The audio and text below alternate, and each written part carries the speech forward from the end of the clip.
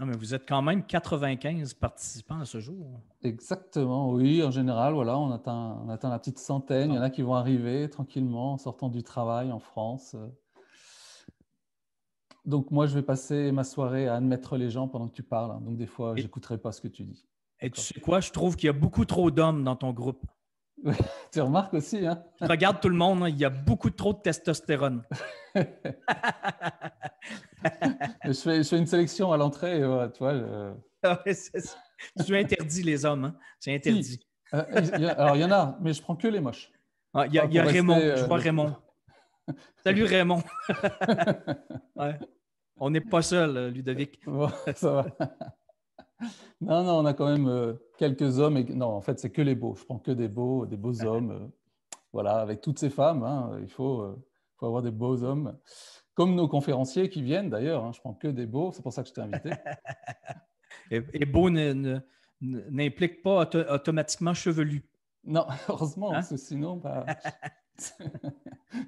tu ne ferais pas beaucoup de conférences du coup. Ouais, je ne ferais pas beaucoup de conférences si on acceptait que les chevelus. Ouais.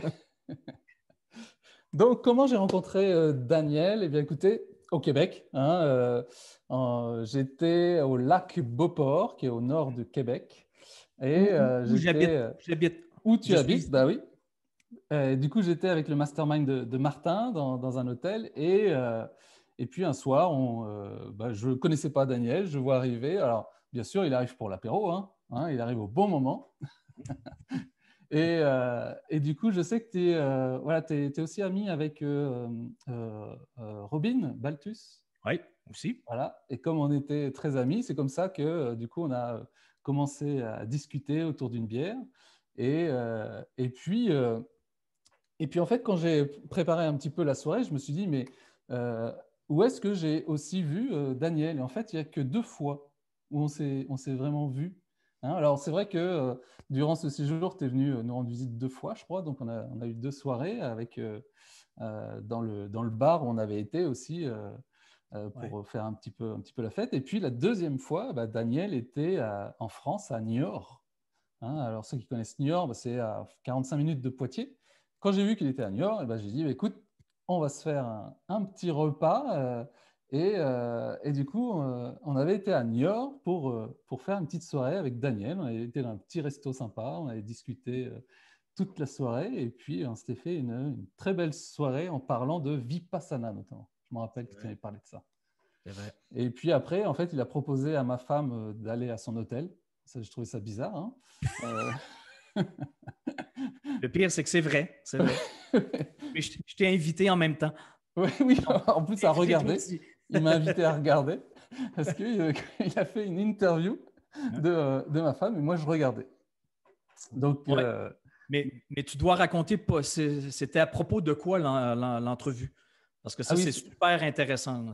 alors c'était à propos de sortie de zone, mais par rapport à une phobie notamment, parce que ma femme avait très peur de l'eau et du coup a raconté comment elle avait dépassé cette peur de l'eau. Et je raconte quand même cette petite anecdote parce que quand tu as présenté Aurore, tu t'es un peu trompé dans son nom. D'accord? Parce que Aurore, c'est Happy Cocotte. Ouais, Et, ouais, ouais. euh, et Daniel, il s'est trompé, on avait bien rigolé, parce qu'il a appelé Aurore et les coquines. Au Québec, cocotte, coquine, c'est même Ouais. fait. Alors bon, c'est autre chose, hein, mais c'est. Et puis après, il m'a quand même montré sur la caméra pour dire, vous voyez, je suis pas tout seul avec elle dans une chambre d'hôtel, il y a quand même son mari qui est là. Mais j'ai Et, encore cette entrevue. Si vous voulez voir l'entrevue au complet, elle est sur mon blog, sur mon site internet, ouais, danielblouin.com, sortidezone.com. C'est le même site internet. Allez à l'onglet blog et il y a tout plein de vidéos d'entrevues et vous allez voir l'entrevue au complet que j'ai fait avec Aurore. Mais explique pourquoi j'ai fait une entrevue. Parce que ça, même moi, ça m'a beaucoup surpris. Si ben, Aurore ne m'avait pas raconté ça, je n'aurais jamais su qu'elle avait guéri une très grande phobie de l'eau grâce au concept petite sortie de zone. Ou à la limite, peut-être qu'Aurore peut expliquer, ou toi, c'est toi qui décides. Moi, je ne me rappelle plus. Moi. Mais moi, je m'en souviens exactement et c'est vraiment hyper intéressant. Là. Et c'est un exemple parfait de quelqu'un qui a appliqué le concept sortie de zone à petite échelle pour guérir une grande phobie. Mais dans la vie, c'est la même chose. Avant de faire des grandes sorties de zone, on vit un peu le même processus de peur, mais une phobie, c'est une très, très grande peur. Est-ce que Aurore, je vois Aurore, est-ce que tu serais prête à partager pourquoi on s'est rencontrés? OK, mais parce que je vous jure, c'est très, très, très intéressant. Et ce qu'elle va dire, Aurore, comment elle a guéri ça, une très grande phobie de l'eau. Là. Pas une petite, une très grande. Appliquez ça à votre vie personnelle et professionnelle. Pour faire une sortie de zone, c'est toujours inconfortable, stressant, difficile, angoissant d'habitude, selon l'importance de la sortie de zone. Mais appliquez le même processus que Aurore va vous raconter, mais à votre vie. D'accord? Aurore, ton micro, est-ce qu'il est ouvert? Oui, je pense. Est-ce que vous m'entendez? Ah, parfait. Bonsoir tout le monde. Je ne m'attendais pas à participer, mais merci Daniel de m'offrir cette opportunité. Donc, effectivement, c'est tellement pertinent là, et en lien direct avec ce que je fais. Là. Donc, c'est le contexte parfait pour que tu racontes aux membres de Ludovic et du groupe comment ça t'a produit en toi des résultats positifs, le fait de sortir de ta zone et comment tu l'as appliqué. Explique-leur. Pour remettre le contexte, ce qui s'est passé, c'est que donc, quand on s'est rencontrés, Daniel, moi, je ne faisais pas partie du cercle. Donc, j'étais dans des pièces à côté où je travaillais. Et donc, on a eu l'opportunité, du coup, d'avoir un entretien, toi et moi, et avec notre amie commune, Manal. Et donc, du coup, tu m'as expliqué, en fait, comment tu voyais les sorties de zone, etc. Et il faut savoir que la semaine d'après, avec Ludovic, on était au Mexique. On partait directement du Québec, en fait, pour aller au Mexique, passer une semaine ou 10 jours de vacances là-bas. Et je me suis souvenue, en fait, alors je ne suis pas capable de redire exactement les mots que tu as utilisés, mais l'impact que tu as eu à ce moment-là sur moi, je me suis dit, mais au final, je me fais des montagnes de ce qui est en train de se passer quand je suis dans l'eau. Et si j'y vais étape par étape, ben, je me rends compte qu'en fait, au final, il se passe toujours la même chose, rien. Je suis toujours dans l'eau et je suis toujours en vie et j'ai juste à respirer et à continuer en fait tranquillement de faire ce que je suis en train de faire. Quoi. OK, mais Aurore, pour que les gens comprennent à quel point tu avais une très grande phobie de l'eau, et moi je me souviens de l'anecdote que Ludovic a racontée dans l'entrevue dans la chambre d'hôtel. Lorsque vous ne connaissiez pas beaucoup, c'était à votre début de relation, et Ludovic, de ce que je me souviens, là, a découvert ta grande phobie de l'eau complètement par hasard. Il t'a pris dans ses bras et il est sauté dans une piscine avec toi dans les bras. Hein? C'est ça? Dans une piscine pas très creuse. C'était pas creux. Non. Et qu'est-ce qui s'est passé? Ah ben, j'ai hurlé. J'ai fait un scandale dans la piscine. J'ai cru qu'il allait me noyer. Donc, j'en étais là. J'avais tellement peur. Ludo, lui, il n'avait pas conscience du tout. Il ne savait pas. Et c'est vrai qu'on n'avait pas eu l'opportunité de parler de ça. Mais j'en étais là. C'est que je ne pouvais pas mettre la tête sous l'eau. Je ne voulais pas qu'on me touche dans l'eau parce que j'avais peur qu'à cause de cette personne, je me noie, qu'elle m'empêche en fait de pouvoir respirer ou revenir à la surface. Donc, je ne supportais pas ça. Et c'est vrai que quand on est allé au Mexique après, moi, c'était quelque chose qui me tenait depuis l'âge de 6 ans. Hein. Donc là, on parle de quelque chose, d'une expérience au Mexique, c'était il y a 2-3 ans. Donc ça devait être fin 2018. Donc on est vraiment sur des délais qui sont...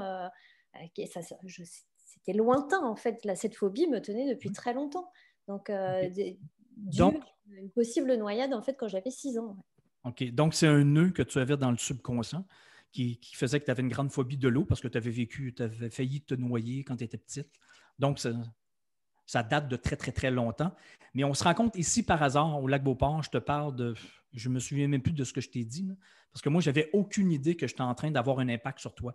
Moi, je l'ai appris plusieurs mois plus tard parce que tu me l'as raconté en France. J'avais aucune idée. Donc, je te parle de mon concept sortie de zone, ce que je fais dans la vie. Je ne sais pas trop ce que je te dis. Toi, tu quittes au Mexique quelques jours plus tard. Et là, qu'est-ce que tu décides de faire? Explique dans les détails comment ça s'est passé. Tu es allé au Mexique et qu'est-ce que tu as fait? Raconte en détail. On avait prévu avec Ludovic, en fait, on était dans un endroit où on savait qu'il y avait des tortues, qu'il y avait aussi des raies, des poissons, des choses comme ça. Et moi, j'avais vraiment ce rêve-là de me dire, j'aimerais ça nager avec les tortues. Donc, ça a été un peu mon objectif de me dire, je le fais pour moi, mais pour aller vers la tortue. Et donc, effectivement, on avait prévu de faire du snorkeling. Et donc, j'ai mis mon masque. Et puis, la première journée, j'ai fait 1 mètre ou 2 en fait en snorkeling et en prenant le temps, voilà, d'observer mon environnement, de respirer et de regarder si je voyais les fameuses tortues. Et puis, ce jour-là, pas de tortue, mais j'ai vu une raie.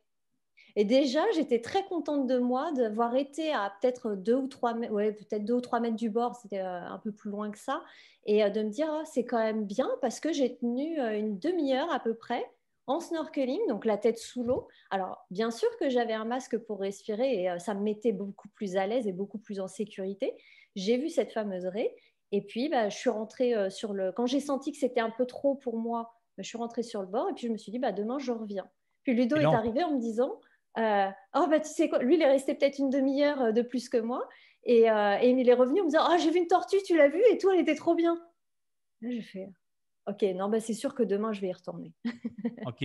Donc, tu es resté juste à 1 mètre ou 2 du bord, du coup, Ouais, pas de la très rive. loin au début, ouais, 2, 3 mètres Pas- peut-être, pas c'est plus. pas très loin, là, on Non. s'entend là-dessus. Et tu n'allais pas plus loin parce que toi, tu avais extrêmement peur de l'eau.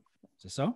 Ouais, ouais, OK. Donc complètement. là, tu réalisais à côté de quoi tu étais passé. C'est-à-dire que toi, tu n'avais pas vu la tortue, juste parce que tu avais peur de l'eau. C'est ça. Et je me souviens exactement là, ce que tu m'avais dit. C'est drôle, je m'en souviens. Là. Quand tu étais dans l'eau, et à un moment donné, je veux dire, ta phobie est remontée. Là, et est remontée à la surface dans ta tête. Qu'est-ce que tu as ressenti au niveau physique? Je me souviens.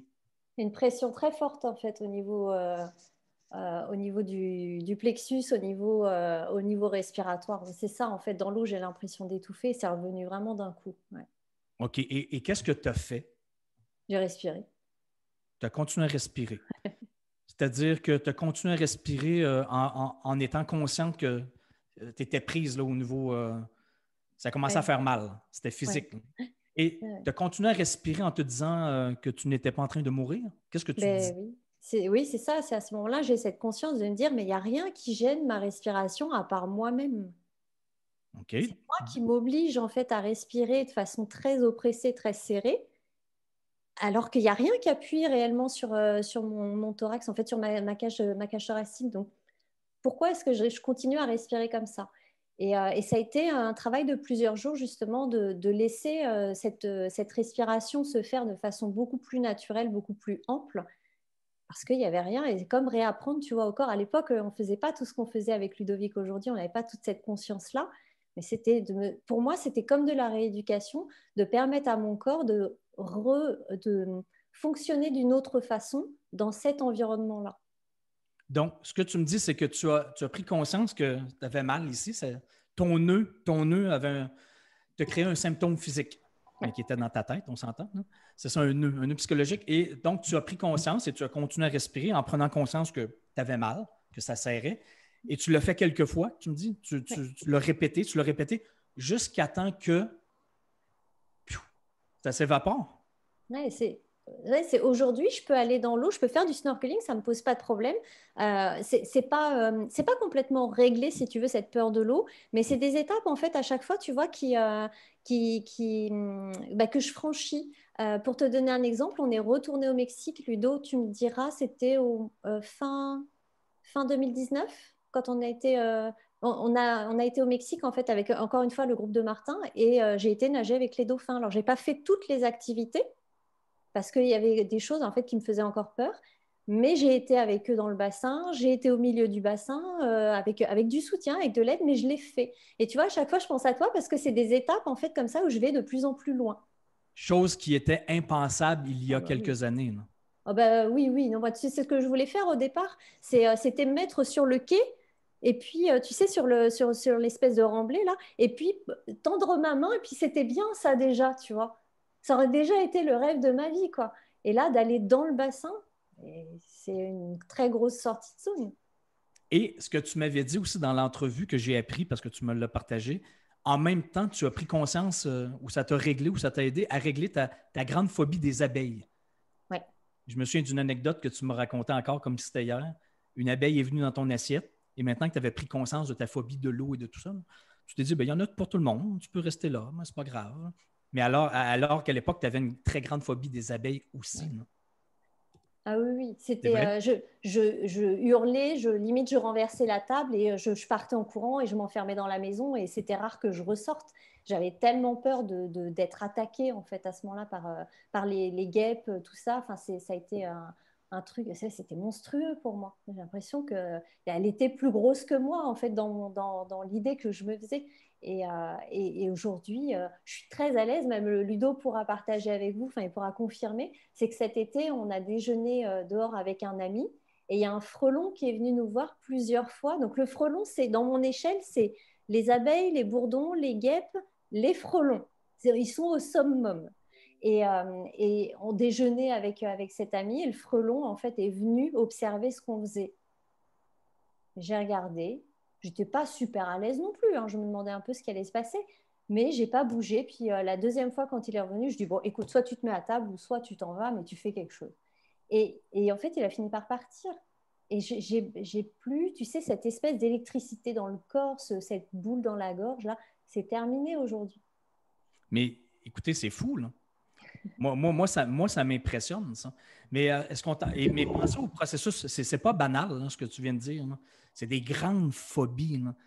Et il y en a qui ont beaucoup moins grandes phobies là, pour faire un changement de vie ou une sortie de zone professionnelle ou personnelle, mais qui ont très peur, là, comme ça, mais à un autre niveau. Là. Toi, c'était une phobie, il n'y a rien de plus difficile. Je veux dire, c'est un nœud dans le subconscient. Là. Mais le procès, si toi, tu as été capable de régler ça, c'est-à-dire de transcender une peur et un inconfort pour passer à un autre niveau, pour agrandir ta zone de confort, n'importe qui peut faire ça dans sa vie personnelle ou professionnelle. Là. Si toi, tu étais capable, c'est extrême. Tu n'étais même pas capable de sauter dans une piscine. Là. Tu sais, c'est ça, je ne pouvais pas sauter dans une piscine, je ne pouvais pas être l'été en extérieur sans avoir peur de me faire agresser par des insectes qui piquent. Et puis une chose aussi, parce que ça aussi, ça a été une sortie de zone que j'ai fait avec toi, Daniel, c'est que les vidéos, faire des interviews, des vidéos et tout ça, mais je disais, tu sais, comme ça. Et le soir où on a dîné à Niort, tu m'as dit, oh, mais c'est génial ce que tu me partages et tout, viens, on va faire une interview dans ma chambre d'hôtel. Tout de suite. Tout de suite, là, maintenant, on y va. Et moi, j'étais comme ça, tu sais. Je vais faire ma première interview de ma vie. J'en ai jamais fait avec Daniel en plus, et dans sa chambre d'hôtel, le truc complètement surréaliste. Et puis, bah, au final, ça s'est très bien passé. Puis j'en ai fait plein depuis. Et à chaque fois, je pense à toi. J'ai une petite pensée en disant, ah, Daniel. Voilà, Et, c'était pas et, pensable avant. donc, tu avais peur de faire une entrevue parce que tu allais Ouais. mourir ou. Ah, bah, mourir de honte, bien sûr. Non, mais Je on ne suis s'entend pas qu'il y avait. intéressante, ce que je vais dire, c'est nul, je vais mal m'exprimer, je vais bafouiller. Enfin, tout ce que je suis un imposteur. Daniel, à un moment donné, va s'apercevoir que je suis un imposteur et que ça ne sert à rien ce qu'il est en train de faire. Enfin, c'était tout ça qui venait. Le jugement des autres. Quelle grande sortie de zone. Transcender, vivre l'inconfort, de passer le mur du feu là, du jugement des autres.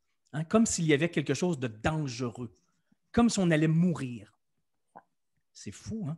Il y en a qui ont plus peur de faire des premières parties de ma conférence de 10 minutes que de n'importe quoi. Là. Mais c'était une de leurs plus grandes peurs à vie, alors qu'il n'y a rien de dangereux. Imaginez-vous à quel point on est ridicule.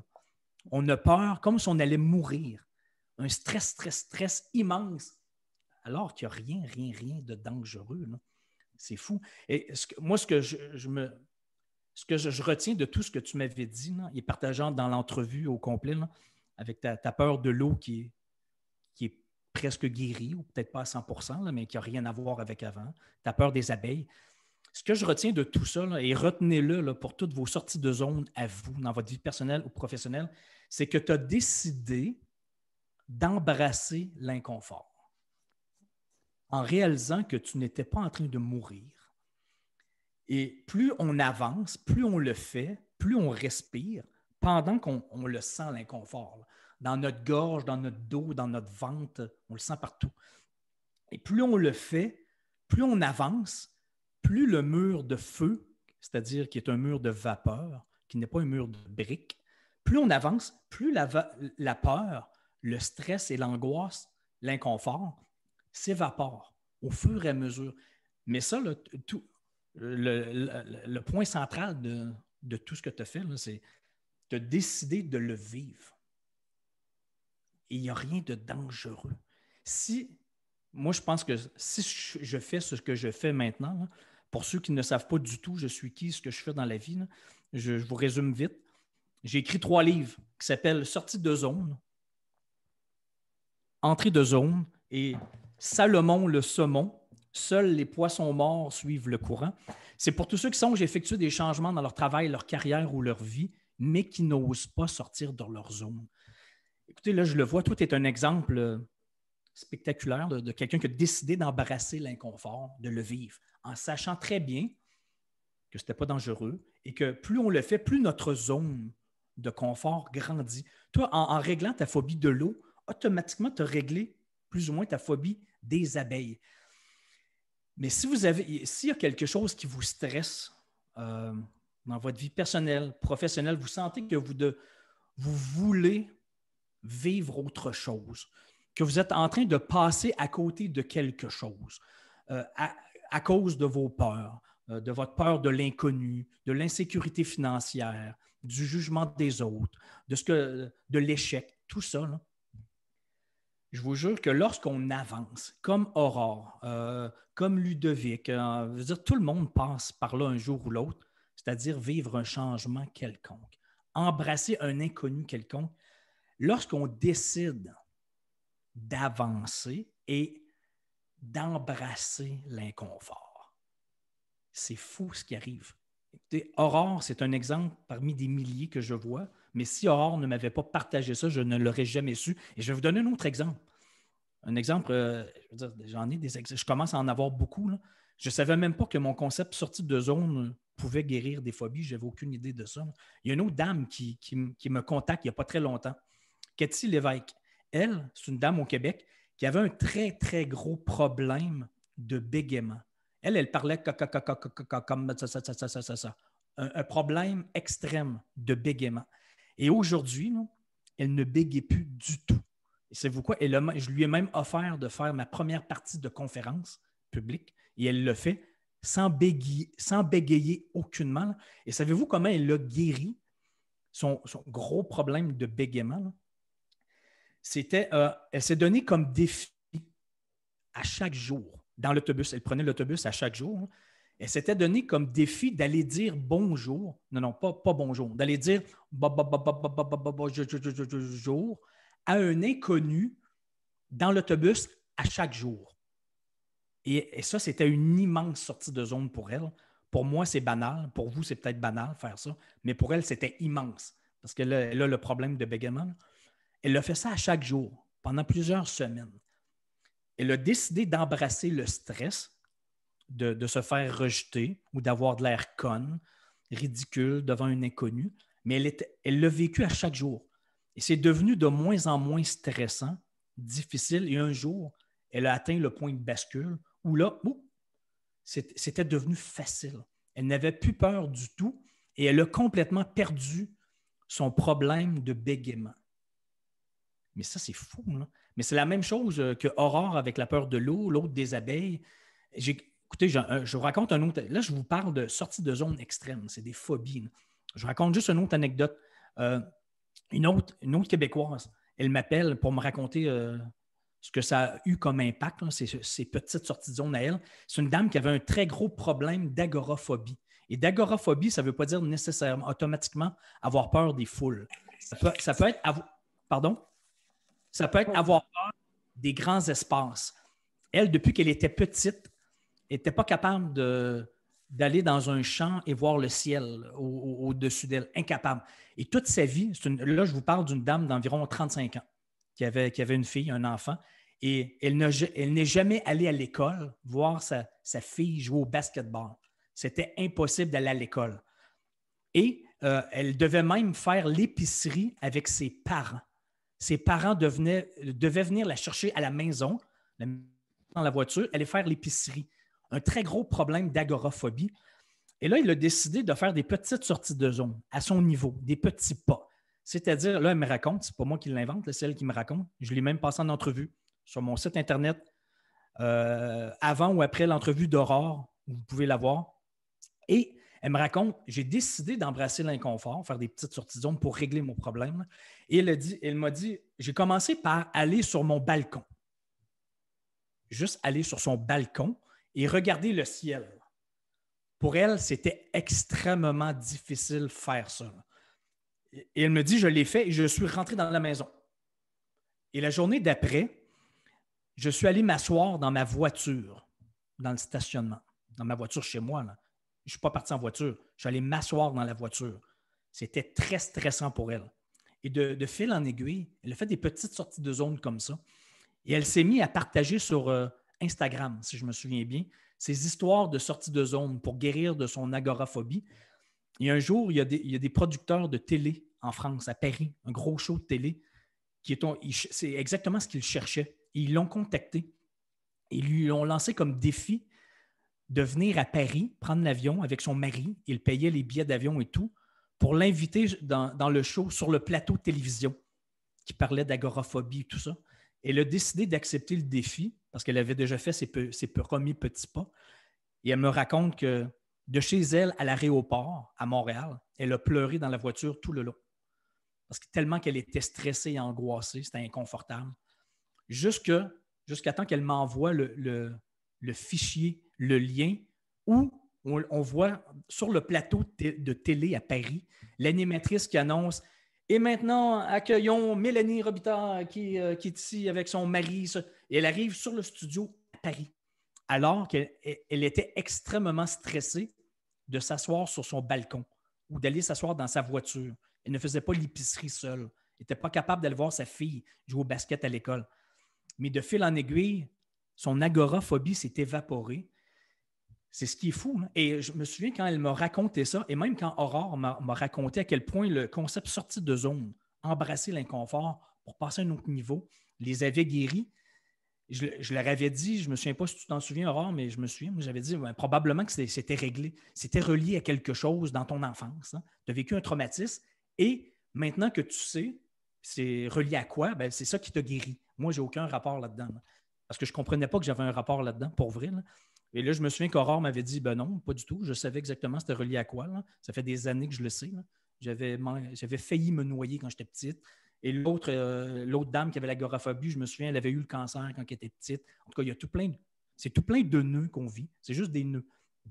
Donc, ce n'était pas juste de savoir, c'était relié à quoi. Là. C'était pas du tout ça le point. Là. Parce que je me souviens, l'autre me disait, j'en ai vu des psychologues là, pendant longtemps. Là, j'en ai fait j'ai essayé tout plein de trucs pour me guérir de ça. Et je savais exactement c'était relié à quoi. Mais c'est pas ça qui m'a guéri. Il m'a dit, ce qui m'a guéri, c'est d'accepter de vivre l'inconfort, le stress, le nœud dans la gorge, dans la poitrine, en respirant, continuant à respirer. Et petit à petit, ça s'est évaporé de ma tête, de mon corps. Donc, à chaque fois que je revis ça, je n'ai plus du tout le même stress. Ça s'est évaporé. Et ce que je dis là, on a parlé, Ludovic, tout à l'heure, tu as fait allusion à Vipassana. Je ne sais pas si ton groupe ici, tout ton groupe, est-ce que tu as déjà parlé de Vipassana à tout ton groupe ou pas du tout? Pas directement, mais avec François, on en avait parlé aussi un peu. D'accord. Donc, OK. Bien, écoutez, tout ce qu'on vient de dire là, en termes de sortie de zone pour régler des grandes phobies, mais appliquez ça à votre vie, là, à vos peurs, à vos inconforts, c'est relié directement à ce que j'ai fait 7 fois Vipassana. Je résume vite là, pour ceux qui n'ont peut-être pas entendu François Lemay. Faire une retraite Vipassana, c'est 10 jours de méditation, 10 heures par jour. Et pendant 24 heures sur 24, on ne voit personne dans les yeux, on ne parle à personne, on n'a rien à lire, il n'y a rien à faire outre être dans notre esprit et voir à quoi on pense. Donc, toutes nos bulles, ça, c'est pendant 10 jours. Et on fait de la méditation 10 heures par jour. Sinon, le reste, c'est 24 heures sur 24. On se concentre sur notre respiration et tous nos nœuds automatiquement lèvent à notre conscience. Le but, c'est de revenir, respirer, réaliser qu'on n'est pas en train de mourir. Et tous nos nœuds s'évaporent. Et je l'ai vécu. Là. J'en ai eu des nœuds. Moi, ce n'était pas des phobies comme Aurore ou comme les autres. Moi, c'était d'autres choses. Mais j'avais aucune idée que j'avais des nœuds. Mais on a tous des nœuds. Des nœuds, c'est-à-dire, c'est des choses qui nous ont fait chier. Hein? Et c'est deux choses. Ce qui nous fait chier, qu'on se dit, ça fait chier, ça fait chier, ça fait chier, c'est ce qu'on voulait qu'il arrive et qui n'est pas arrivé dans notre vie. C'est ça fait chier, ça fait chier, ça fait chier. Et là, il y a la palette de couleurs, d'intensité, hein, entre un peu et beaucoup, beaucoup. Hein? Ça peut être n'importe quoi. Ou, ça, c'est ce qu'on voulait qui arrive, qui n'est pas arrivé. Et de l'autre côté, c'est ce qu'on ne voulait pas qui arrive et qui est arrivé. À petite échelle, à moyenne échelle, à grande échelle, et ça nous a fait chier. Par exemple, le coronavirus, ça, c'est à grande échelle. Hein? Ce n'était pas prévu, on ne voulait pas que ça arrive. Mais la seule façon de se dénouer nos nœuds, c'est-à-dire que plus on rumine nos nœuds, ce qui nous fait chier, ce qui nous a fait chier dans le passé ou dans le futur, qui nous fait chier, qui nous stresse, plus on va le ruminer, ça. Plus on va s'accrocher à ça en se disant « Moi, je suis comme ça.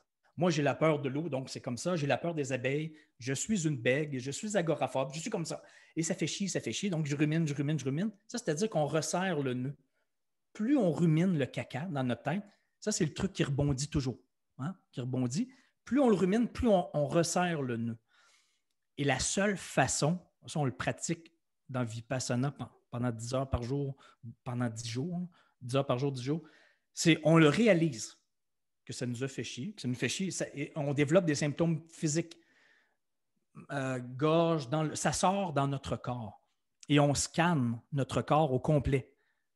À la fin, là, pendant au moins 6 jours, on scanne notre corps au complet et on prend conscience des sensations physiques qui font mal. Et ce n'est pas une blague, là, on ne s'invente rien. Là. Si on sent rien, on sent rien. Si ça fait mal, on reste là. Et le truc, c'est d'être zen. Eux, ils disent équanime. On reste là, peu importe où ça fait mal sur le corps, et à un moment donné, on reste zen. Et il y a l'autre point principal, c'est qu'on sait que ça passe. Ça va s'évaporer, ce n'est que de l'énergie, un nœud qui est noué, c'est tout. Comme Aurore, comme sa peur, comme les phobies de n'importe qui, ou peu importe. Et donc, on est zen, on sait que ça passe, et à un moment donné, je le vous jure, ça passe.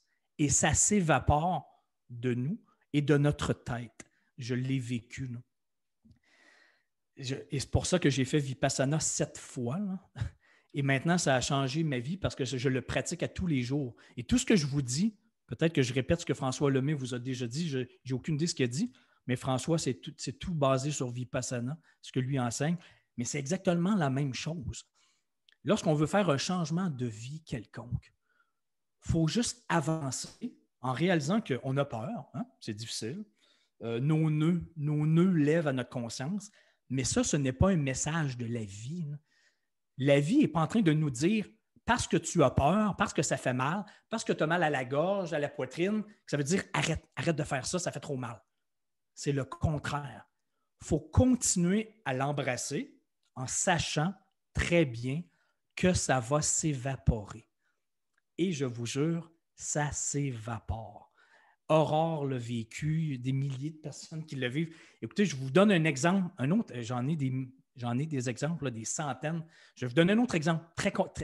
Je vous jure que ce que je suis en train de vous dire, ce n'est pas de la croyance ou de l'ésotérisme. Non. Même si vous n'y croyez pas, là, on s'en fout. Ça marche. Écoutez, je donne un exemple. Un de mes amis m'appelle il n'y a pas très longtemps. Ça faisait 3 ans que je ne l'avais pas vu. Il m'appelle, il me dit « Est-ce qu'on va prendre une bière ensemble? Ça fait longtemps que je ne t'ai pas vu. » Je dis « Absolument, on va prendre une bière. » Donc, je vais prendre une bière avec lui. Et là, il me raconte. Il me dit « Écoute, moi, il y a quelques années, j'ai commencé à faire des crises de panique. » Est-ce qu'il y en a dans la salle, dans votre groupe à main levée? Là? Je vois plein de noms. Est-ce qu'il y en a qui ont déjà fait des crises de panique? Il n'y a rien de mal, ce n'est pas un défaut. Là, c'est... OK. Bon, lui, il me raconte, mon ami, j'ai commencé à faire des crises de panique vers l'âge de 43 ans. Là. Il dit, je ne savais même pas c'était quoi. Je n'avais jamais fait ça de ma vie. Là. Il dit, parce que j'ai vu mon père, il a failli mourir devant moi. Il est parti en ambulance. Et à partir de ce moment, j'ai commencé à faire des crises de panique. Ouais, il me raconte, je suis allé à l'hôpital. Je pensais que je faisais une crise cardiaque. Là, ils m'ont expliqué, non, tu ne fais pas une crise cardiaque, c'est une crise de panique. C'est dans ta tête. Hein? Ça, c'est parce que lui, il a eu un nœud. Quand il a vu son père partir, il a vécu un petit traumatisme. Et là, il me raconte, quand j'ai commencé à faire des crises de panique, Tu sais ce qui m'est arrivé? J'ai paralysé du visage, d'un côté du visage. Et moi, je connais 2 autres personnes à qui c'est arrivé, ça aussi, paralysé d'un côté du visage à 43 ans, pour rien, complètement par hasard. Et là, il me raconte, j'ai commencé à être paralysé du visage et là, j'arrive, il me raconte ça. J'arrive de ton truc, là, Vipassana, là, retraite de méditation, 10 heures par jour pendant 10 jours, on se concentre sur notre respiration, tout ça. Là. Je me dis, ah ouais, mais j'avais aucune idée que je lui avais déjà parlé de ça. Là.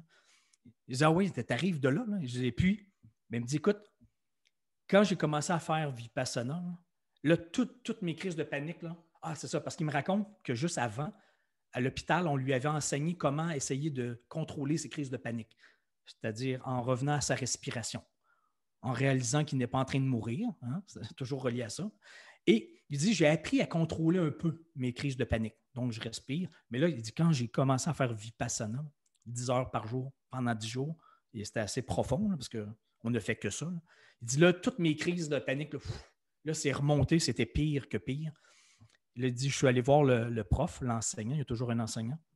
Il me dit, est-ce que je dois m'en aller? Je ne sais pas trop, là, j'ai un problème, là. Ça ne va pas bien du tout. Il me raconte, il me dit, ben non. Il dit, c'est normal, c'est en train de sortir de toi. C'est en train de lever à ta conscience. C'est en train de s'évaporer de toi, sortir de ton corps. Il dit, OK. Il dit, donc, j'ai continué à faire le 10 jours parce que je pensais m'en aller, là, tellement ça faisait mal ou que ça n'allait pas bien. Il dit, donc, j'ai continué à faire les 10 jours et il a dit, je viens de revenir. Il dit, ah oui. Il dit, t'es revenu, là, puis tu l'as fait. Il dit, et puis, qu'est-ce que ça t'a donné? Il me regarde et il me dit, OK, regarde-moi, là. Je ne suis plus paralysé du visage. Ça, c'est une histoire parmi des milliers.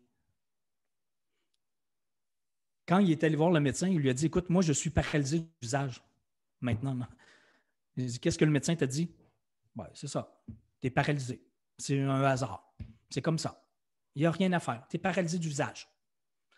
Je lui dis, OK, retourne le voir. Retourne voir ton médecin. Dis-lui, tu es guéri. Ouais.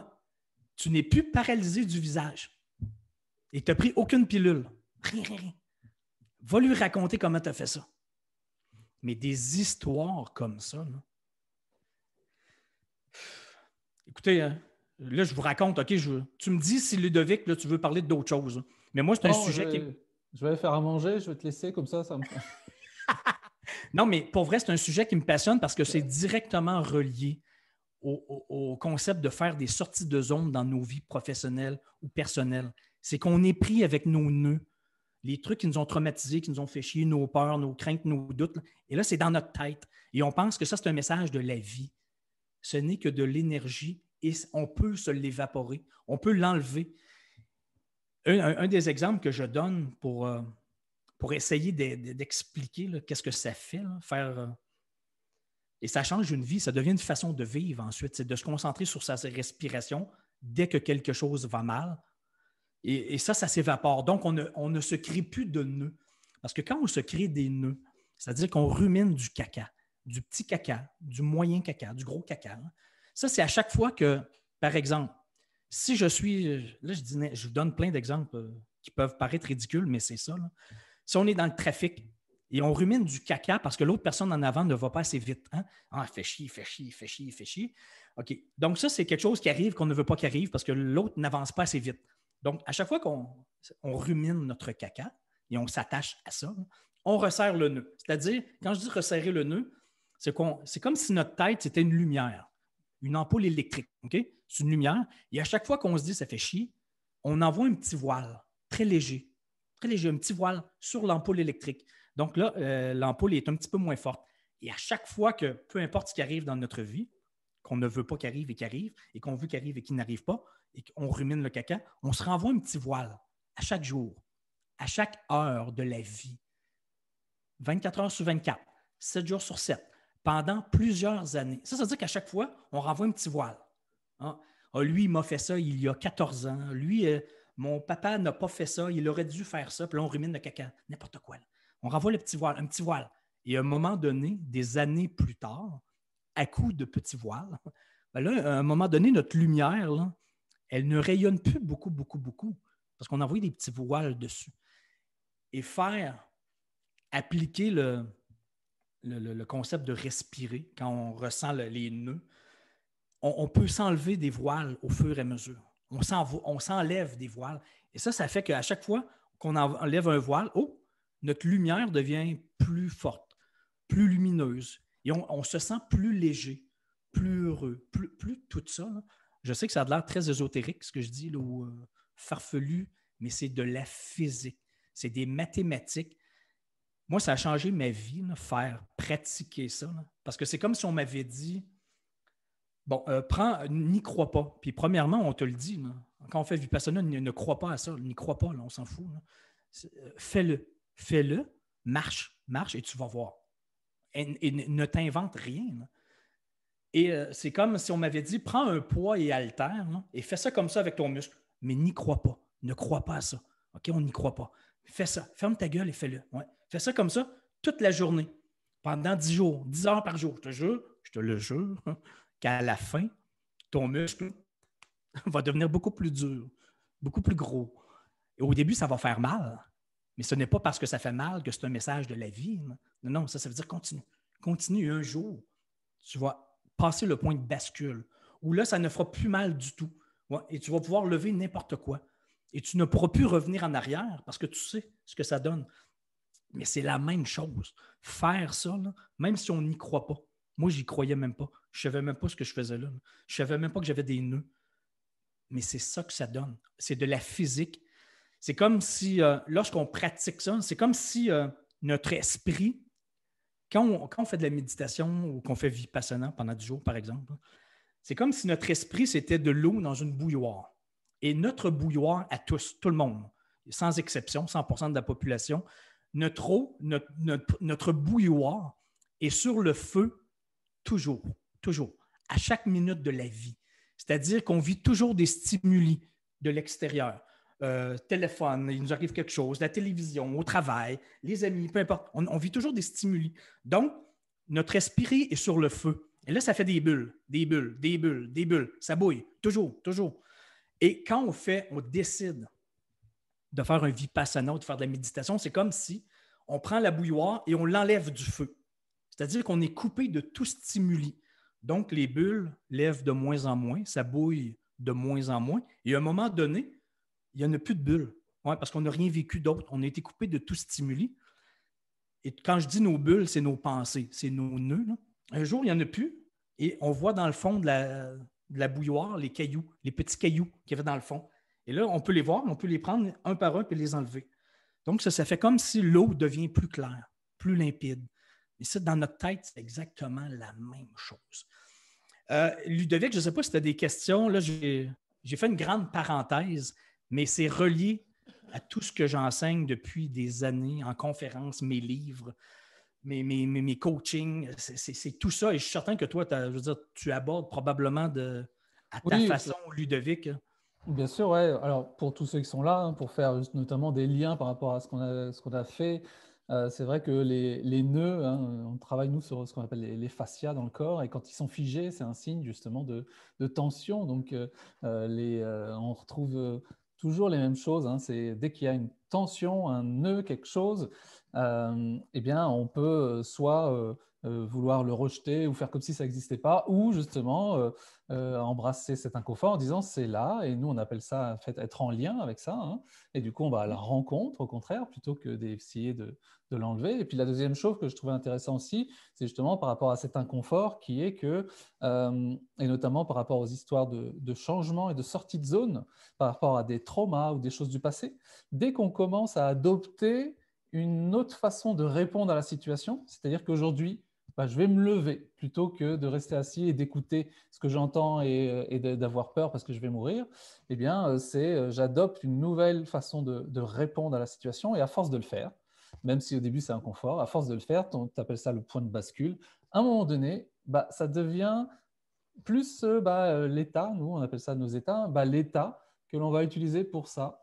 Et du coup, c'est important, voilà, de se dire, et c'est ce que j'ai bien aimé dans ce que tu as dit, c'est pas des messages de la vie, c'est là et c'est OK. Et après, c'est à moi d'en faire ce que je veux, mais je suis pas obligé de continuer à croire la même histoire à travers on appelle ça ces informations. C'est juste des informations qu'on reçoit. Hein, vas-y. J'aimerais rajouter un exemple de symptômes physiques qui étaient directement reliés à un symptôme psychologique, c'est-à-dire ma résistance au changement, parce que c'est ce que j'enseigne, embrasser le changement pour grandir au lieu d'y résister et de souffrir comme un pauvre con inutilement, parce que j'ai été con très souvent. Et je donne un exemple. À 28 ans, j'avais 28 ans, j'habitais à Montréal, mais moi, je viens de la ville de Québec. Et pendant 5 années, j'ai été producteur de disques à Montréal, de grandes vedettes de la chanson québécoise.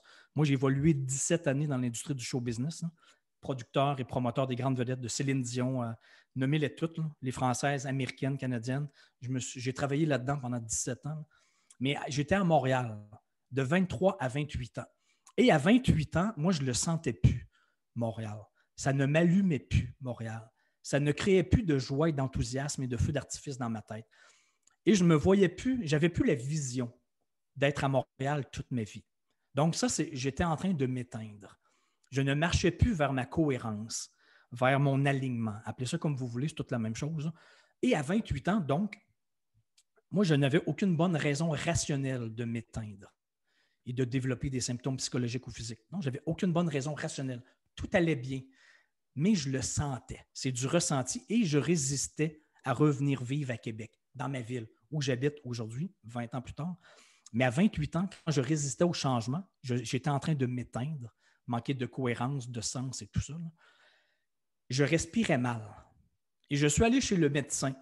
Je lui ai dit, probablement que moi, je fais de l'asthme parce que je respire mal. Donc, il m'a prescrit une pompe à asthme.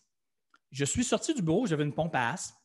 Et moi, dans ma tête, j'avais attrapé un virus par hasard qui s'appelle l'asthme. Probablement que je marchais à Montréal, la bouche ouverte, et là, il est rentré dans ma bouche. Et là, l'asthme est rendu dans mes poumons. Donc, je respire mal. C'est un hasard de la vie. Moi, je pensais que c'était ça. Et je pensais tellement que j'étais devenu un asthmatique, pour vrai, mais j'avais une pompe à asthme. Je jouais au hockey sur glace. Je joue encore au hockey sur glace 20 ans plus tard, mais à 28 ans, j'ai 49, 21 ans.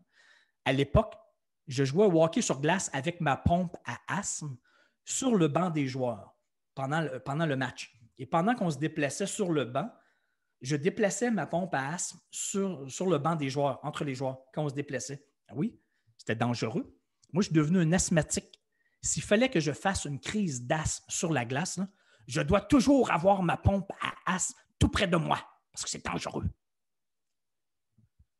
Je vous confirme aujourd'hui que je n'ai jamais fait d'asthme de ma vie.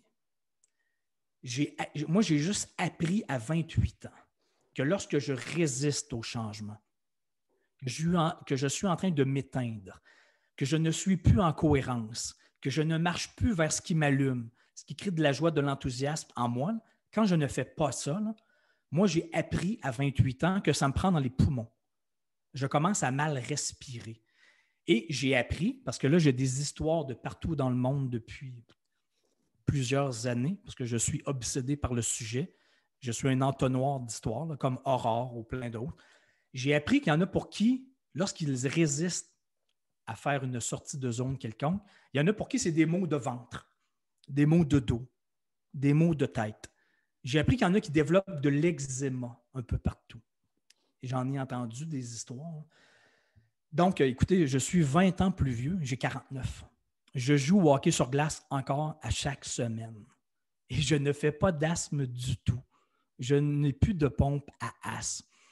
Et là, je ne suis pas en train de dire que l'asthme n'existe pas. Ce n'est pas ça que je suis en train de dire. Je ne suis pas un médecin, je ne suis pas un psychologue, je ne suis pas un psychiatre. Je ne connais rien là-dedans. Mais des histoires, j'en ai entendu beaucoup, beaucoup, beaucoup. Et c'est drôle parce que ça me rappelle automatiquement une anecdote à Bordeaux. C'était peut-être la fois où on s'est rencontrés, Ludovic. Mais j'étais à Bordeaux il n'y a pas très longtemps et je faisais une conférence publique, sortie de zone. Et là, il y a une fille qui m'explique. Elle arrive en retard. Moi, je la vois arriver en retard dans la salle. Elle s'assoit. Là. Mais à la fin, elle vient me voir. Elle me dit hey, je suis désolé d'avoir été en retard. Là. Elle me dit mais c'est pas grave, on s'en fout. Puis là, elle m'explique l'anecdote. Elle me dit tu sais quoi je sentais que je devais venir ici. Mais là, je ne voulais pas. J'avais peur. Je ne voulais rien savoir. Donc, je ne voulais pas venir, je ne voulais pas venir, je ne voulais pas venir. Et il y a quelques heures, là, je me suis rappelé, ah oui, c'est vrai, c'est aujourd'hui, mais je ne veux pas y aller, j'ai peur. J'ai peur. Je ne veux pas aller voir Daniel en conférence. Donc, elle me dit, j'ai résisté, puis à un moment donné, je me suis dit, OK, non, je dois y aller. Si j'ai peur à ce point, c'est un bon signe. Donc, elle me dit, je suis venu pour venir, pour prendre la voiture et aller te voir en conférence pour arriver. Mais elle me dit, là, j'ai réalisé que mon mari était parti avec la voiture. Donc, je n'avais pas de voiture. Mais elle me dit, il y avait un vélo. Il y avait le vélo dans le garage. J'ai pris le vélo et je suis venu en vélo. Je suis parti. Et elle me dit, là, pendant que je faisais du vélo, la chaîne de vélo a débarqué. Donc, j'ai été obligé d'arrêter. Puis là, elle me montre ses mains tout pleines d'huile de vélo, de chaîne à vélo. Il m'a dit, finalement, je suis venu et je suis arrivé en retard. Mais je suis vraiment désolé. Puis là, elle me donne sa pompe à asthme. Elle me dit, tu sais quoi, là, je viens de réaliser, là. Elle me dit, j'en veux plus. Ça, c'est à toi, je te la donne.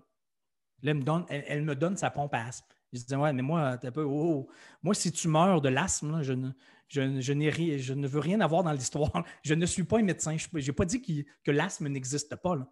Tu fais peut-être de l'asthme pour de vrai, là. Je sais pas ce que c'est. Là. Non, elle me dit, non. Je le sais.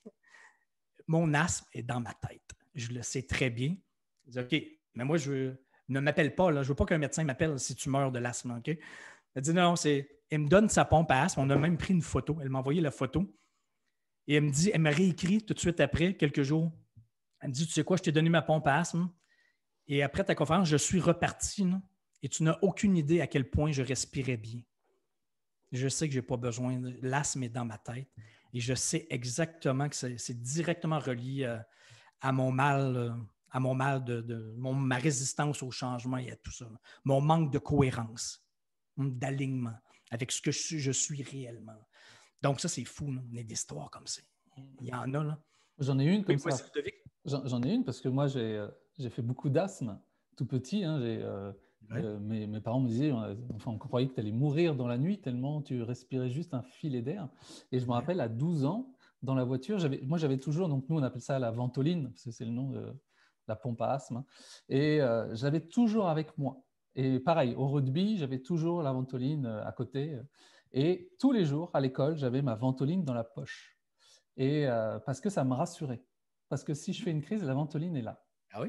Et une fois, en allant à l'école, je regarde dans ma poche, pas de ventoline. Je dis à ma mère, il faut qu'on rentre, j'ai pas ma ventoline. Elle dit, bah non, on n'a pas le temps, on est en retard. Et je ne sais pas pourquoi, parce que j'avais 12 ans, je ne sais pas comment j'ai fait ça, on va dire.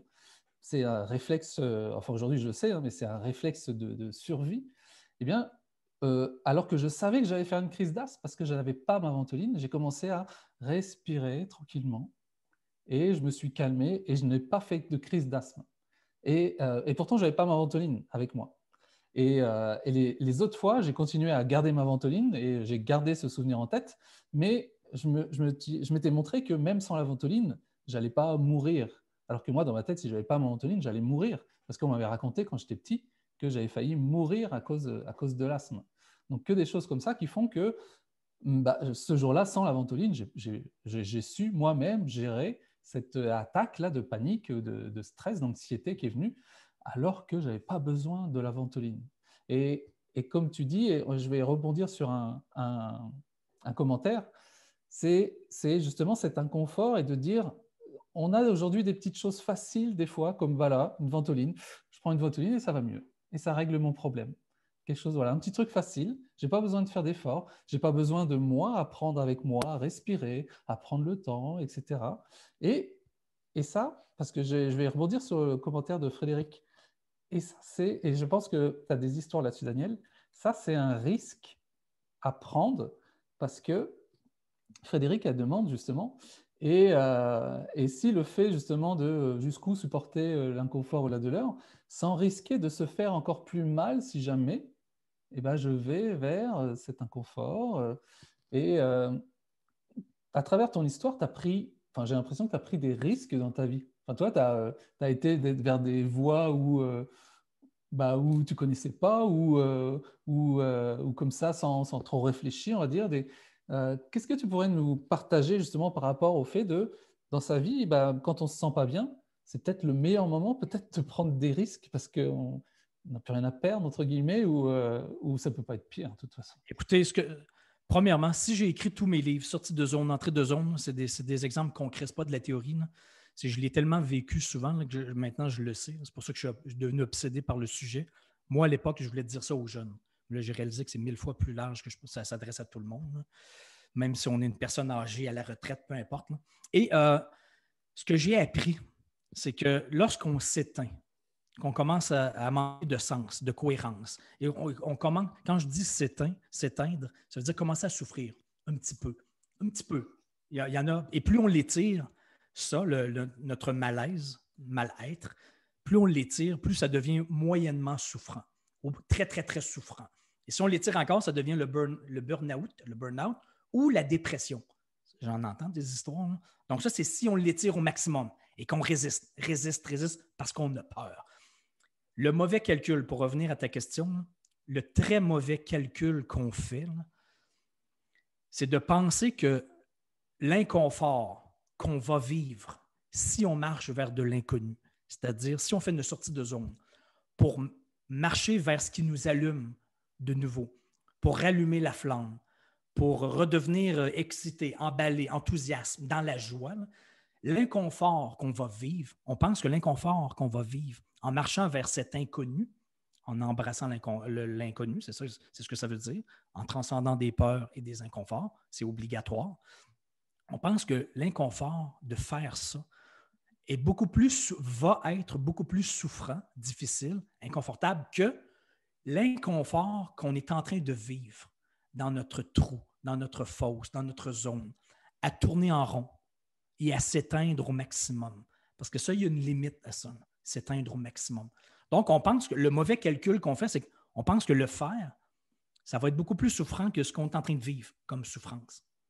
C'est le contraire. J'ai trop d'exemples de partout dans le monde à chaque jour, là. C'est le contraire. L'inconfort qu'on va vivre, c'est-à-dire de respirer pendant qu'on marche vers de l'inconnu, vers ce qui nous rallume, qui crée de la joie, de l'enthousiasme, ce petit stress-là, créé par le cerveau, là, est beaucoup moins difficile et souffrant, et surtout, ça va être temporaire, uniquement temporaire, c'est toujours temporaire, est beaucoup moins souffrant que la souffrance qu'on est en train de vivre, à avoir peur de le faire. Je le vois toujours. Et moi, ça a été ma révélation, ça. C'est pour ça que j'ai écrit tous mes livres, Sortie de zone, Entrée de zone, Salomon le saumon, hein? Seuls les poissons morts suivent le courant. Moi, ma révélation, ça a été ça il y a 9 ans. Et c'est pour ça que j'ai commencé à faire ce que je fais aujourd'hui, là. C'est qu'à 41 ans, j'ai réalisé avec le recul que dans ma vie, là, les meilleures décisions que j'avais prises, ce qui faisait que j'avais continuellement avancé vers des résultats de fou à plusieurs reprises, c'était toujours le même processus. Pas une fois, pas 2 fois, plusieurs fois, là. C'était toujours la même chose. C'est-à-dire que je l'ai fait toute ma vie sans m'en rendre compte. Je pense que c'était mon talent naturel sans le savoir, mais je l'ai réalisé à 41 ans. Là. J'ai réalisé que c'était toujours le même processus, que ce soit à petite échelle, moyenne, grande, personnelle, professionnelle. Ça commençait toujours par « je le sens ». Il n'y avait rien de rationnel, rien. Ça commençait par « je le sens ». Et là, je décidais d'assumer ce que je sentais, c'est-à-dire mon fou, ce qui créait beaucoup de joie et d'enthousiasme en moi. Et quand je décidais de l'assumer, ça, là, je me disais, OK, je vais le faire. Automatiquement, j'avais peur. Toujours. Et j'ai réalisé que je le faisais quand même si j'avais très peur.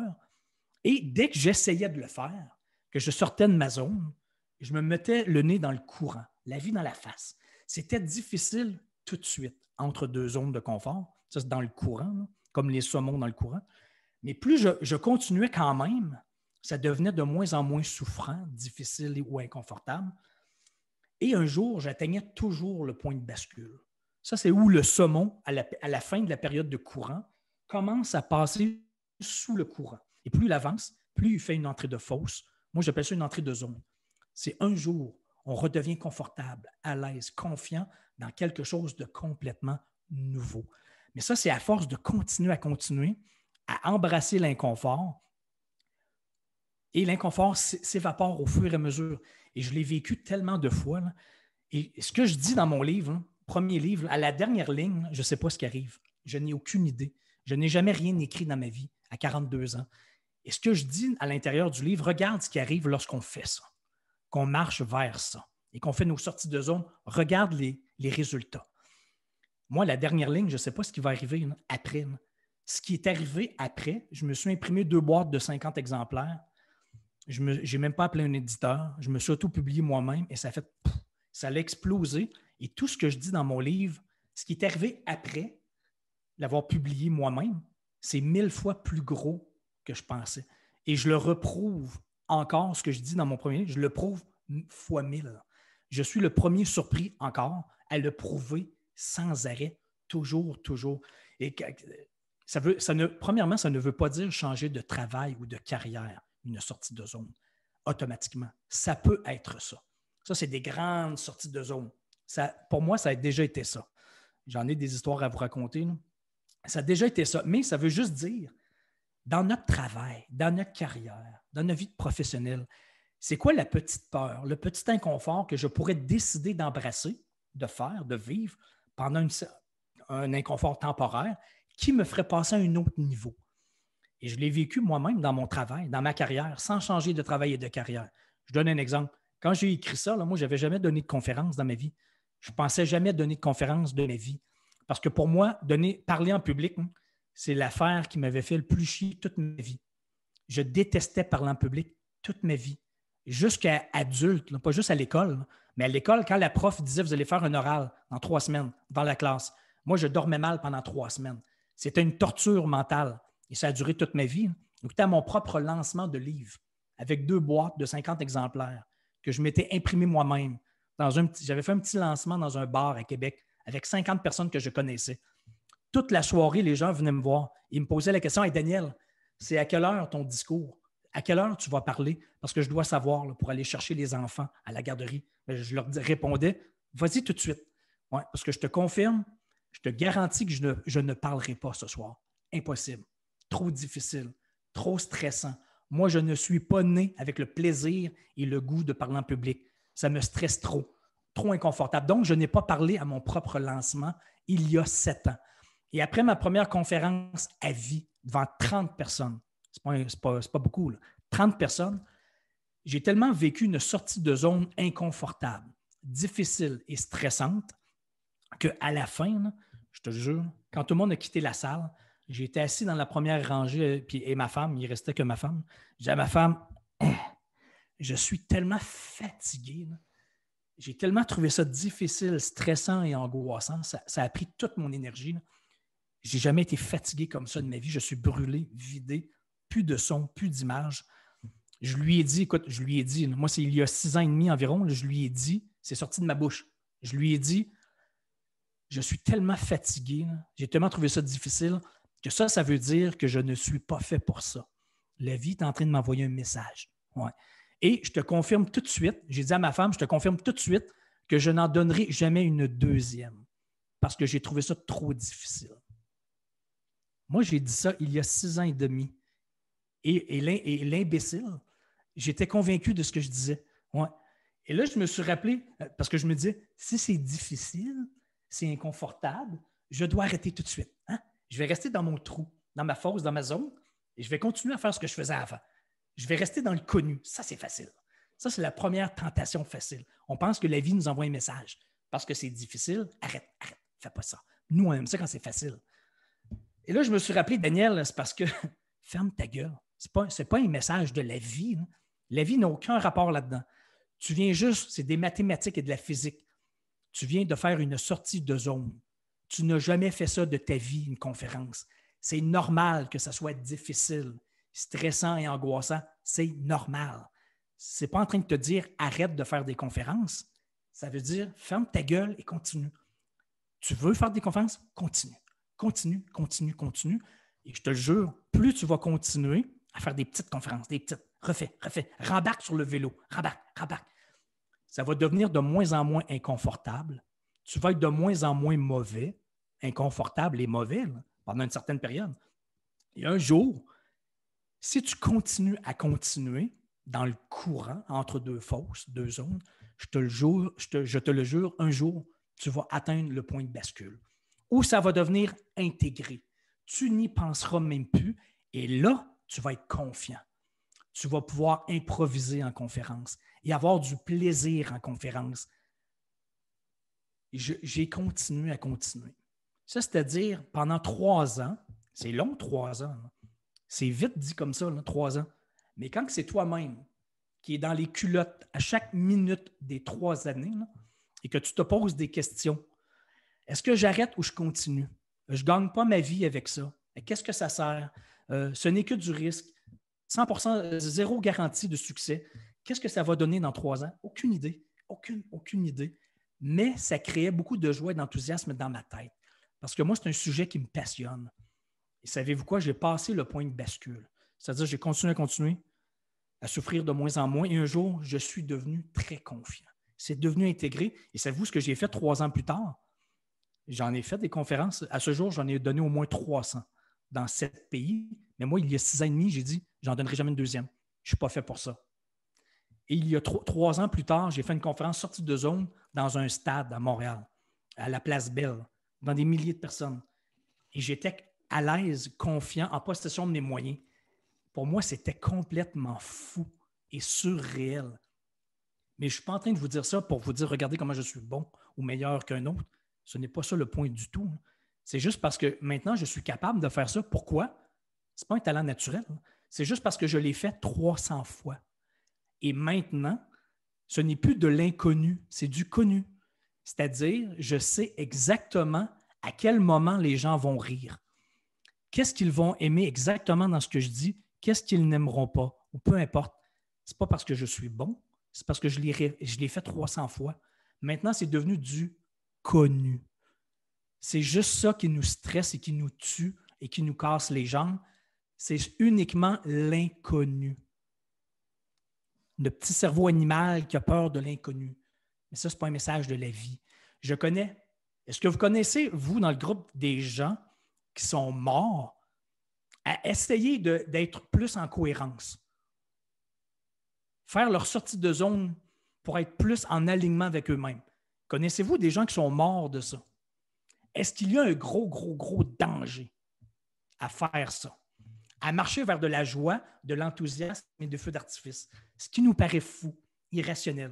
Moi, je ne connais personne qui est mort de ça.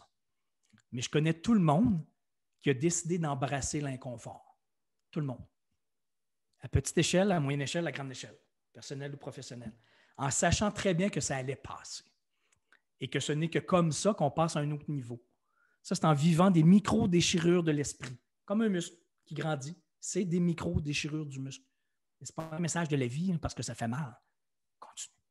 Et je trouve tellement qu'on devrait beaucoup plus enseigner ça dans les écoles et surtout valoriser beaucoup plus le fait d'embrasser l'inconfort. Ça ne veut pas dire de mettre sa vie en danger ou de vivre des grands traumatismes à petite échelle. Juste pour avoir plus d'audace dans la vie, de courage, en sachant très bien que la peur, c'est juste le cerveau animal qui a peur, qui nous a fait survivre aux mammouths. Mais il n'y a plus de mammouths. Il n'y en a plus. Est-ce qu'il y en a qui ont déjà vu un mammouth? Moi, je n'en ai pas vu. Mais ce n'est que ça qui nous... Et avant d'acheter mes livres, achetez le livre « Par amour du stress » de la docteure Sonia Lupien. C'est une chercheuse qui est spécialisée dans le stress, c'est-à-dire la peur, depuis une 30aine d'années. Elle a écrit un livre là-dessus, elle fait plein de choses. Elle ne parle que de ça chaque jour. C'est sa spécialité, une chercheuse dans le domaine. Et le stress, la peur, c'est de la biologie. Ce n'est pas un message de la vie, c'est de la biologie. C'est notre cerveau qui crée les 2 hormones du stress, l'adrénaline et la cortisol. C'est-à-dire que ce qui crée la cortisol et l'adrénaline dans notre cerveau, dans notre tête, en nous, notre cerveau animal qui a peur, qui nous a fait survivre aux mammouths, ce n'est que ça. Le but, ce n'est pas d'être heureux, le cerveau animal, c'est de survivre aux mammouths. Mais il n'y a plus de mammouths et elle dit il n'y a que 4 éléments qui créent le stress. Uniquement 4. Si on a juste un des 4, ça crée le stress, comme s'il y avait un mammouth. C'est-à-dire, pour s'en souvenir, elle dit que le stress, c'est ciné. C-I-N-E. C pour contrôle. Lorsque notre cerveau a la perception de perdre un petit peu le contrôle, ça crée le stress. I, c'est pour imprévu. Quelque chose qui n'était pas prévu dans notre journée, dans notre année, dans notre horaire, comme le coronavirus ou un accident, une maladie, peu importe. Ça crée le stress. Contrôle, imprévu, nouveauté. Quelque chose qu'on n'a jamais fait. Jamais. Ça crée le stress. Et, c'est I-N-E, et c'est pour l'ego. Notre ego est en danger. le jugement des autres, notre moi, notre image publique. Hein? Comme Aurore de faire une première entrevue dans ma chambre d'hôtel en se faisant juger par tous les autres qui allaient voir son entrevue. Ça fait peur, ça fait peur, ça fait peur, alors qu'il n'y a aucun danger. Juste un des 4 éléments crée le stress. Et imaginez le coronavirus, là, c'est les 4 en même temps. Contrôle, perte de contrôle. Si ce n'était pas prévu, c'est nouveau et on peut mourir. Le cocktail Molotov de stress. Ça, c'est à grande échelle. Mais dans notre vie, c'est la même chose. Moi, j'ai appris, j'ai découvert en faisant un peu d'introspection, parce que je ne dis pas que je ne suis pas stressé. Tout le monde est stressé. On a tous le cerveau animal qui a peur, qui pense qu'il y a un mammouth. Moi, celui des 4 qui me stresse le plus, dès que ça arrive, ça me stresse, je l'ai réalisé. Là. Moi, c'est la perception de perdre le contrôle. Quand j'ai le sentiment de ne pas avoir le contrôle là, sur un trajet en avion, un transfert en train ou n'importe quoi là, que je ne contrôle pas, là, moi, ça me stresse. Moi, ce n'est pas l'imprévu, ce n'est pas la nouveauté, parce que moi, ça m'allume. J'aime ça, là, l'imprévu, la nouveauté. Et l'ego, je m'en fous. Mais moi, maintenant, c'est le contrôle. Donc, plus je suis conscient de ça, plus je sais que je vais être stressé, mais ça ne sert à rien. Ça ne sert à rien. Il faut juste changer nos perceptions. C'est ce qu'elle dit, la docteure. Il faut juste changer notre perception par rapport à ça, parce qu'il n'y a plus de mammouth. Il n'y a plus de danger. Et quand je dis que, tu sais, on pense que la peur nous protège, la preuve que la peur ne nous protège pas, là, c'est que l'humain a 1000 fois plus peur. C'est beaucoup plus inconfortable pour un humain d'aborder un inconnu au téléphone, d'appeler un inconnu au téléphone pour essayer de lui vendre de l'assurance vie que de texter au volant d'une voiture en conduisant une voiture. Ouais, on a beaucoup plus peur d'appeler un inconnu pour lui vendre de l'assurance vie. Ça, c'est difficile. Ça fait peur. Ouh! Mais alors que texter au volant d'une voiture, on peut mourir. Mais ça, on s'en fout. Moi, ça ne fait pas peur parce qu'on sait exactement ce qu'on texte.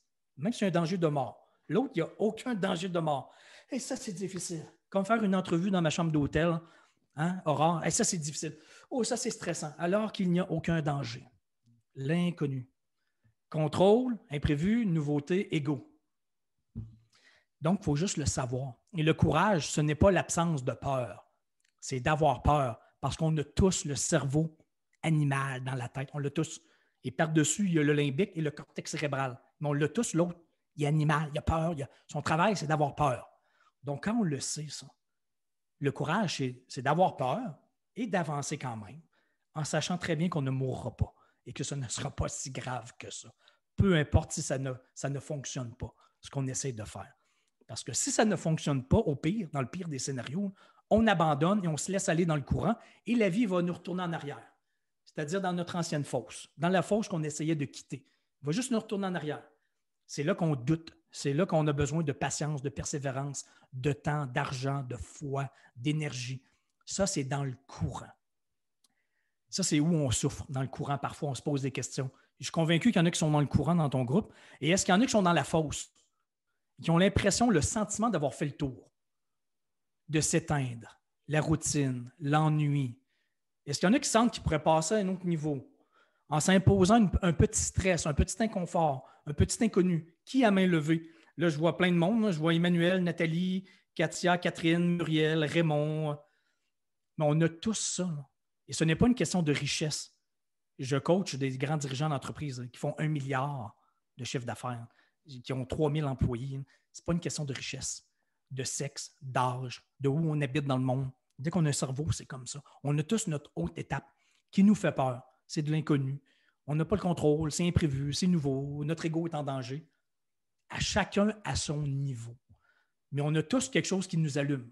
Parce que c'est sûr. Est-ce qu'il y en a qui ne sont pas d'accord avec ce que je vais dire? Là? Nos désirs, nos goûts, nos aspirations, nos rêves, nos besoins changent continuellement dans la vie. Est-ce qu'il y en a qui ne sont pas d'accord avec ça? Là? Ça, c'est-à-dire de la sortie de l'utérus jusqu'à la fin. Ça change toujours. Donc, si ça change toujours, c'est-à-dire qu'on n'aura pas le choix, on n'a jamais le choix à un moment ou l'autre dans notre vie de suivre ça. Parce que ça vient de changer nos goûts, nos désirs, nos aspirations, nos besoins, nos rêves. Parce que ça, à un moment donné, on sent qu'on a fait le tour. On ne grandit plus. On ne progresse plus. Et ça implique une sortie de zone quelconque. Ça, c'est continuer à garder la flamme allumée. C'est ça que ça veut dire. Parce que quand on s'éteint, la flamme, elle rapetisse. Et à un moment donné, elle n'existe plus, la flamme. Mais il y a toujours une petite flamme. Ça, il faut juste savoir la rallumer. Ça, c'est-à-dire en embrassant l'inconfort, parce que c'est l'histoire d'une vie, sans arrêt, sans arrêt. Du début à la fin. Pas uniquement à la crise de la quarantaine. Et ça, c'est la preuve. Quand je dis la crise de la quarantaine, je sais que c'est une expression qui existe aussi en Europe, là, mais ça, c'est la preuve. Quand on dit la crise de la quarantaine, c'est l'expression commune, populaire. Ça, c'est la preuve à 100% qu'on a totalement la mauvaise perception du changement. Parce que, rattaché au mot crise, là, moi, je connais, il n'y a rien de positif. On s'entend, un pays en crise, ça ne va pas bien. Une crise cardiaque, ça ne va pas bien. Si tu es en crise, tu ne vas pas bien. Et on appelle ça, au lieu d'appeler la crise de la quarantaine, au lieu d'appeler ça l'éveil de la quarantaine. Enfin, le zombie de la quarantaine se réveille. Enfin, le zombie se pose des vraies questions. Il se pose des questions intelligentes. Enfin, il se réveille. Au lieu d'appeler ça comme ça, parce que c'est exactement ça, non, nous, on appelle ça la crise de la quarantaine. C'est mal. Ce n'est pas souhaitable. Ouais. Quelqu'un qui veut le changement, c'est mal. C'est quelqu'un d'instable, quelqu'un d'éternellement insatisfait. Ben, c'est normal qu'on soit éternellement insatisfait parce que nos désirs, nos goûts, nos aspirations, nos rêves changent continuellement. Il faut savoir apprécier ce qu'on a, mais il faut savoir avancer aussi en appréciant ce qu'on a. Je sais que je lance beaucoup de notions. Je lance beaucoup de notions comme ça, mais à l'époque, là, j'étais convaincu à 99,9% de ce que je disais. Maintenant, là, c'est 1400%. C'est ça. Donc, quand on le sait d'avance, que ça va être ça toute notre vie, embrasser du stress, de l'inconnu, de l'inconfort toute notre vie, et que c'est ça qu'il faut faire pour avancer, là, quand on le sait, là, ben, quand ça arrive, on n'est pas surpris. On ne se dit pas « la vie est contre moi pourquoi le coronavirus, ça fait chier, ça fait chier, ça fait chier. » Non, c'est parce que ça va être sans arrêt, ça, jusqu'à la fin de la rivière. Après le coronavirus, ça va être autre chose. À moyenne échelle, à petite échelle. On va le sentir ou la vie va nous l'imposer. C'est juste ça. Donc, il faut juste savoir, c'est le but. En bout de ligne, c'est le but. Il faut essayer d'être toujours heureux dans la joie et suivre malgré tout ça. C'est-à-dire la succession continue de fausse courant, fausse courant, fausse courant, fausse coronavirus, fausse transcender une peur, fausse changement de carrière, fausse déménagement. C'est toujours ça. Donc, il faut juste savoir toujours être en vigilance par rapport à ça. Et Ludovic, tu l'as dit tout à l'heure, vous essayez, je ne sais pas comment tu l'as dit, là, mais juste de toujours être conscient de ça, là, de nos mal-être, d'être connecté, là, de ressentir, de ne pas juste être dans la tête, dans la performance et sur l'autoroute, être hypnotisé du cerveau, là, être un zombie. Il faut toujours se poser les bonnes questions parce qu'on grandit toujours, toujours, toujours. Hey, je suis désolé, Ludovic. Ben non, je ne me souviens même pas de ta question. Je ne sais même plus si tu m'as posé une question. Non. C'est pas grave. En fait, j'en étais à bonjour à tous, je vous présente. Hey, mais écoutez, là, je veux juste dire ça comme ça. Je sais que vous êtes dans une formation, mais si jamais vous voulez en savoir plus là-dessus sur ce que je viens de dire ou mes dates de conférence, mes livres, ou j'envoie plein de vidéos que j'ai tournées partout dans le monde sur mon sujet. Allez sur danielblouin.com, sortiedezone.com, petite formation en ligne à 40 € avec un cahier d'exercice, peut-être juste complémentaire à ce que Ludovic fait ou à ce que tous les autres font. Moi, je suis obsédé par le sujet. En passant, mon livre « Salomon le saumon » n'est pas disponible encore en format papier en Europe pour les Européens. Au Québec, oui. Mais si vous le voulez en format PDF sur mon site Internet, il est disponible. PDF ou e-book, danielblouin.com, section boutique. Je ne sais pas si j'ai oublié des trucs ou tu veux qu'on aborde d'autres choses. Vous devez tous aller vous coucher, je ne sais pas trop. Non, c'était parfait parce que du coup, on peut faire beaucoup de liens. Tout le monde peut faire des liens avec ce qu'on a vu. Et puis, moi, ce que j'aimerais à la rigueur, parce que j'aime toujours aider les gens aussi à passer à l'action, parce que écouter, c'est bien, mais de se dire, tiens, dès demain, à travers le groupe Facebook que l'on a, moi, ce que je vais vous proposer, c'est, je vais vous mettre un petit post et dès demain, quel inconfort allez-vous embrasser, de se décider, voilà, quel inconfort j'ai envie d'embrasser. Et parce qu'il y a déjà aussi le soutien du groupe qui peut être là, qui peut vous aider. Le but, c'est pas de se comparer, c'est important. Si j'embrasse pas l'inconfort maintenant, ça sera peut-être après, mais de continuer à continuer, hein, d'embrasser cet inconfort.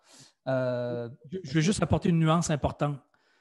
Ça ne veut pas dire changer, pour rien. Ça veut dire continuer à marcher vers de la joie, de l'enthousiasme et des feux d'artifice pour devenir de plus en plus en cohérence, en alignement avec ce que vous êtes, où vous en êtes rendu dans votre vie. C'est quoi la prochaine étape, la petite chose que vous feriez si vous aviez une audace infinie, si vous étiez fou, complètement déconnecté de la réalité, aucunement rationnel, juste en lien direct avec votre ressenti, vers la joie, l'enthousiasme. Le but, ce n'est pas de souffrir pour souffrir. Hein. Ce n'est pas du tout ça le point. Hein. C'est de marcher vers de la joie, de l'enthousiasme, qui implique automatiquement embrasser une peur et un inconfort. Donc, c'est une nuance importante. Oui, bien sûr. Pas de changer pour changer, d'accord? Oui. C'est pas moi je vais aller dehors pour sortir, ça me fait du bien, et puis en fait ça apporte rien. Non, quelque chose qui vous fait vibrer, hein, qui résonne en vous et qui vous fait peur, parce que du coup, sinon vous l'auriez déjà fait. Donc on peut se faire ce petit challenge-là jusqu'à la fin de l'année. Hein. C'est comme nous, la formation est terminée, mais le groupe Facebook est encore ouvert, encore animé. Ça permettra de continuer à partager, à échanger. Et puis, du coup, Daniel, moi, j'aimerais te remercier. Alors oui, j'invite tout le monde. Je mettrai ton lien, comme ça, les gens pourront aller voir ce que tu fais, continuer à te suivre, etc. Et puis se tenir au courant, voilà, de là où tu passes. Moi, de toute façon, je les tiendrai au courant aussi, parce que je regarde régulièrement où tu vas, parce que comme ça, ça me permet d'avoir une bonne bière à boire avec un ami. Et puis voilà, donc je voudrais te remercier vraiment pour ce cadeau bonus. Plaisir. Qui n'était pas prévu, justement. Voilà, je me suis dit, tiens, Daniel, je vais l'inviter. Ça me fait plaisir déjà à moi. Et puis, si ça vous a fait plaisir, tant mieux. Et si tu avais un dernier mot pour la fin? Soyez fous.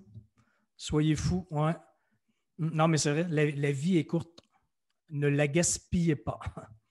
À Donc, vivre voilà. dans la peur. Et ce n'est pas dans le confort et la sécurité à 100% qu'on s'épanouit. Ça en prend, mais à une certaine limite. Et posez-vous la question. 2 poissons qui vont mourir. Le saumon qui remonte une rivière pour revenir à sa source, qui ne se trompe jamais depuis des milliers d'années, ou, comme Salomon, ou le poisson rouge, deux poissons qui vont mourir. Le poisson rouge vit 100% en sécurité, dans le confort. Facile. Il ne vit aucun stress. Quelle vie vous voulez? Qui se sent le plus vivant? Le saumon qui remonte une rivière, c'est difficile. Il y a des chutes, il y a des ours, il y a des rapides. C'est pas facile. Hein? Ou il y a des gros risques. Ou c'est la vie du poisson rouge qui ouvre la bouche à chaque jour. Il est nourri par en haut. Il n'a même pas à réfléchir. Non? Aucun stress. Qui se sent le plus vivant? Quelle vie vous voulez? 2 poissons qui vont mourir. Et poser la question d'y répondre. Hein, on veut tous se sentir vivant comme un saumon qui vit la vraie vie, c'est-à-dire de l'inconfort, du stress, des zones de repos, des zones de transition. On veut tous ça, là. Mais dans le concret, on fait tout pour vivre la vie du poisson rouge. Facile. On aime ce qui est facile. Sécuritaire, confortable, 100%. Mais ce n'est pas comme ça qu'on grandit, qu'on évolue, qu'on progresse. Mais ça prend des zones de confort pendant une certaine période dans la vie, comme le saumon, pour remonter nos rivières. C'est là qu'on se repose. C'est là que c'est facile. C'est là qu'on est dans notre zone d'excellence. Mais un jour, cette fosse devient inconfortable parce qu'on ne grandit plus, parce qu'on a fait le tour. Et c'est là qu'il faut sortir pour embrasser l'inconfort, le nez dans le courant, jusqu'à la prochaine fosse. Et ça, c'est juste de continuer toujours à suivre notre ressenti, notre cohérence. Donc, c'est ça. Faites tout pour essayer. Oui, je comprends, là, le poisson rouge, c'est facile, mais ce n'est pas là que ça se passe. Essayez d'être un saumon. # je suis un saumon. Il y a une fille qui est partie à Bordeaux, voilà. Karine Roblouski, # je suis un saumon. Et n'oubliez jamais que seuls les poissons morts suivent le courant. Merci. Donc, je vous laisse là-dessus. Merci beaucoup. Donc, hashtag je suis un saumon. OK, demain, allez-y à fond. DanielBlouin.com, sortidezone.com, c'est le même site Internet. Mes Ouais. livres, la formation en ligne et tout ça. Et laissez votre email pour recevoir toutes les vidéos partout. Et si vous voulez aller voir l'entrevue avec Aurore, section blog, il y a tout plein de vidéos. Ou sur ma chaîne YouTube. Je suis partout. Ah, on peut garder contact sur Facebook aussi, partout. Et il est sur Tinder aussi, si vous voulez.